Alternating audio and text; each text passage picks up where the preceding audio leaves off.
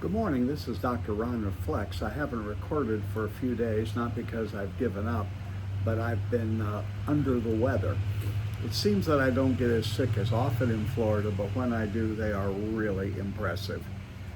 I'm looking through the sixth chapter of Matthew, which is right in the middle of Jesus' Sermon on the Mount, and several verses there, including the Lord's Prayer in Matthew 6, talking about prayer and fasting. And I just want to say some things about that. All of my life, I was probably more of an activist, take action, do this, follow this. And as I get older, I have begun to see even more so the importance of prayer. And so in this section at the beginning of Matthew chapter 6, where Jesus talks about both prayer and fasting, I want to say three things about it. First of all, Jesus reminds us that our motives matter. It's not performance, but practicing the presence of God in our lives and being in communion with Him. And so what really matters is what is motivating your prayer. Duty, responsibility, nothing wrong with that, but our relationship. And there's a pattern that Jesus gives us to connect with the Father, not to impress the Father. It's about relationship, not repetition or mechanical.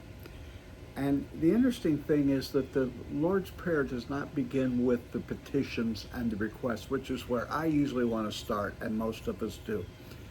He helps us there to talk about our loving Father in heaven, who is holy. Hallowed be your name. Your kingdom come, your will be done. The Lord's Prayer helps us to remember that we need our hearts aligned properly before we give our requests. And the third thing that I notice in Jesus' pattern of praying in Matthew 6 is there's a promise of the Father. Even when you think no one cares and no one understands and no one knows what you're really going through, your Father sees in secret and He will reward you. He will help you.